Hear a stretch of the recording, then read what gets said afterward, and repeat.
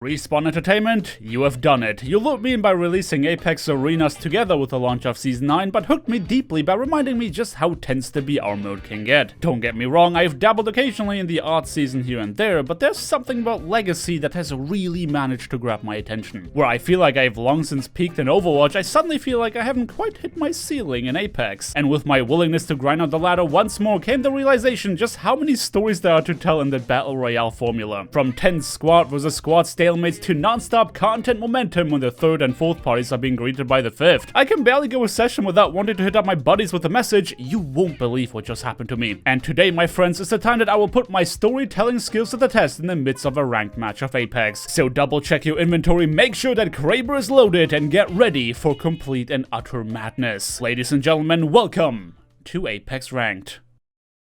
Jumping into this ranked session after not having grinded in over a year, needless to say that my squad and I were gonna have to start at rock bottom. Obviously, this wasn't the first time we found ourselves in the bronze rank, but we were yet to learn that this match was going to be much more difficult than we anticipated. Seeing as our warm-up round will be highly beneficial, we decided to forsake our usual hot dropping approach and instead opted for one that would give us the opportunity to gear up. Birdie was getting very lucky and immediately found not only a purple set of armor, but also the exact weapons that he was looking for. Josh and I, on the other hand, were scrambling to find something that we were comfortable using. The saving grace was that we had this entire area to us, being so far away from any other squad that we couldn't even hear any gunshots. I, for one, definitely hated to be in that situation. I was itching to get into a fight as soon as possible since, in my mind, the only way to get better is by actually engaging other squads. My own squad, however, was still busy checking out every single bin that I had already opened and deemed useless. As I was approaching countdown, I heard the distinct noise of grenades detonating indoors. This was absolutely perfect. If we can third squad whoever wins that fight, this will be a huge boost to my team's morale. And there is nothing more powerful than a gamer telling themselves that there's nothing that can stop them. But as much as I wanted to just barge in there and start blasting, I knew that I didn't have the means to get away with it. We had to be calm and collected, find out what shape that remaining squad was in to see if me having white armor was going to be enough to raise havoc. And eventually, an opportunity presented itself.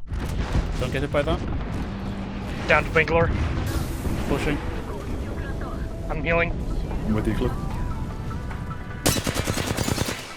Path is hurt. In the bubble now. Push with me. Come on. Path down. I'm done.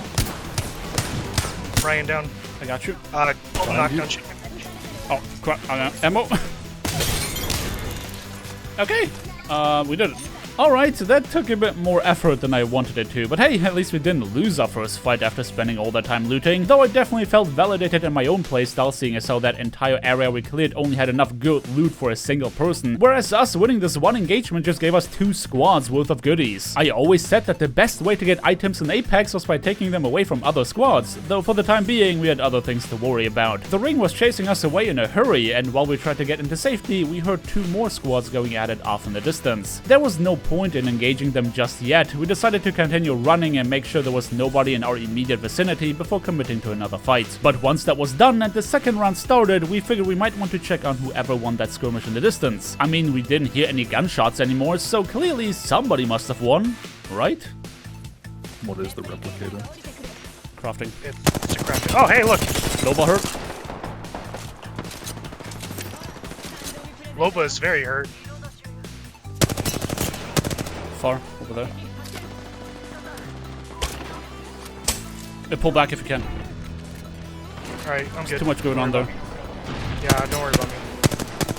I was not a fan of how that fight was going. If we aren't able to decisively end this battle, then all we're doing is attracting every third party on the map to come and get us. As such, I made the call for us to retreat while these guys can figure out whatever stalemate they had going on. We passed by one of the construction sites on our way towards the new safe zone, though there was a bit of miscommunication whereby my squad was under the impression they should be gobbling up all the loot instead of just getting a move on, causing me to get caught out in the open. Wait.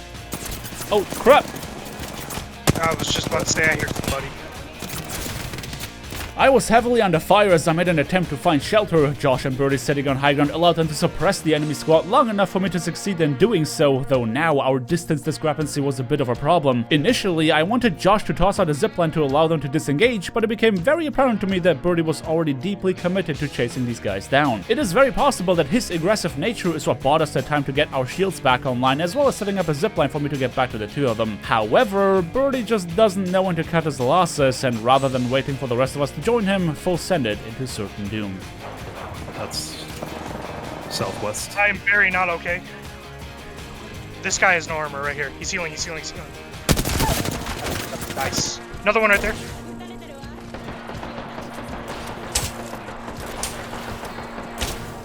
You said, Josh, Cliff. I'm done. oh, gotcha.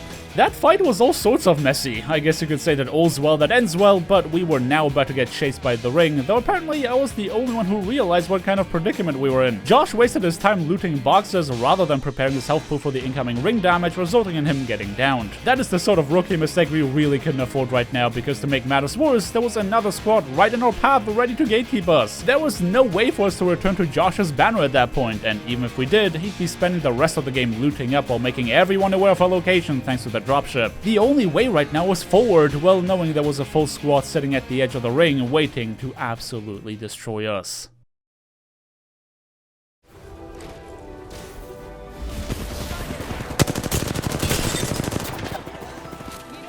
No armor, no health. He's down. Cliff, revive. One of them is down. Trading 1-for-1 in a 2v3 scenario isn't what I would describe as a great result, but the enemy squad had definitely shown to react very timidly in response to our aggressive approach. I tried every scare tactic in the book to make sure they didn't jump us to finish the job, but when Birdie found himself knocked by a grenade once more, I knew they were about to make moves. Thermite got me. Did they get rid of Lifeline shield? Oh, what?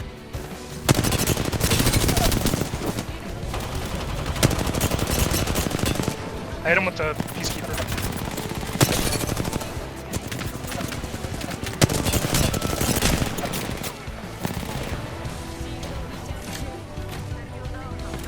All you right now? I'm kind of okay. Cliff, I'm not okay. My timer's really low too. My timer's really low, my timer's really low. Oh, he grabbed Birdie!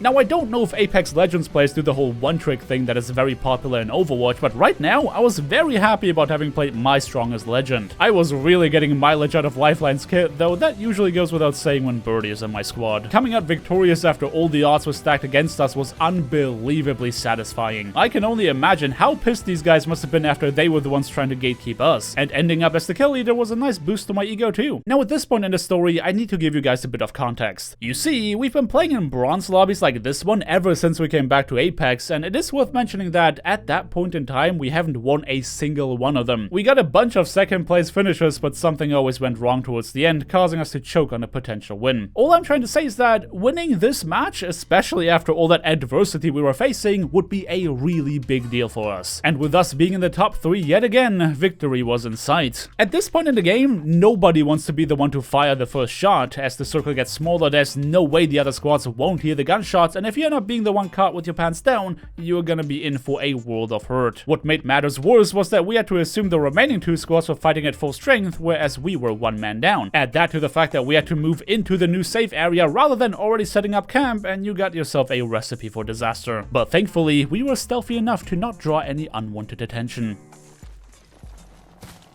We have to close in on that. If they're fighting right now, we have to be there.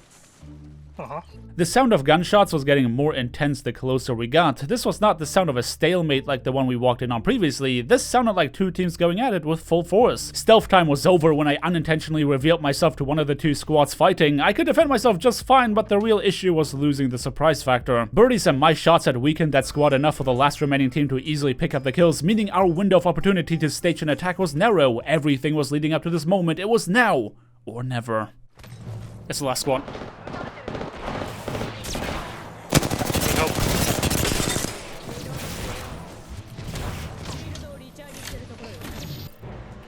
Oh, right there. Up top somewhere? Oh. Yeah, I pinged him. Is that the last guy? No, I think there's 2. I think 70. It's 2 people. He jumped! Oh. Down there. We got circle, I think, right? We do. Yeah, we stick together. If we have numbers, we stick together right now. I have my choke ready to go. Let's play around cover, we don't have to be here. Go right there, damn it. He also has circle up there, by the way. It's annoying. Oh, no, one to your right, one to your right. Yeah, I want swap weapons. There you go.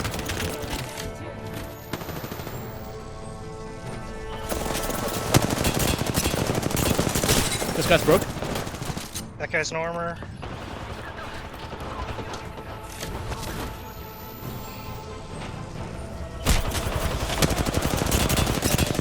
Broke. Healing. One down. 100 on this guy. 100 on this guy.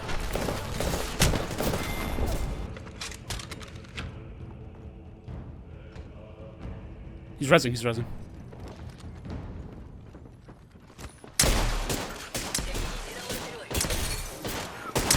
He rezzed. No, no, no, no, no, no.